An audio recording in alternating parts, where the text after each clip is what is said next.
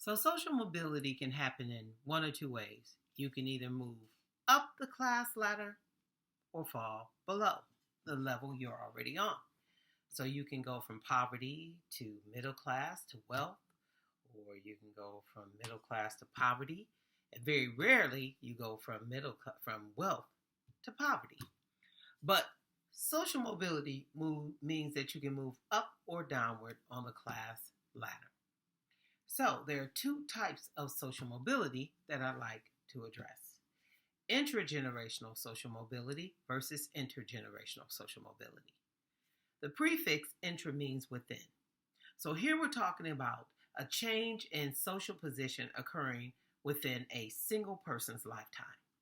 So within my lifetime, I go from poverty to upper middle class. I was born in a poor family. Now, this is my personal story.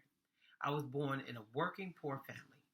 My father worked at Chrysler. My mom and dad had 9 children and 1 income because my mother was a stay-at-home mom. So we were the working poor. But I went to college and then graduate school, and now I'm a college professor. So in my lifetime, I went from poverty to upper middle class. That's an example of intragenerational social mobility. Now, intergenerational social mobility, the prefix inter meaning between, refers to upward or downward social mobility of children in comparison or relation to their parents.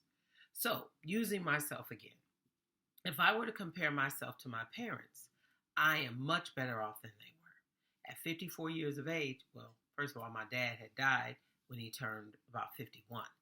But my mom lived to be 74. So at 54, I was better off, much better off than my mother was, because I was able to go to college, graduate school, and get better jobs and things of that nature. So my mom didn't go and start working until my father had died. So I am also an example, not only of intragenerational social mobility, but of intergenerational social mobility. Because compared to my parents, I'm much better off.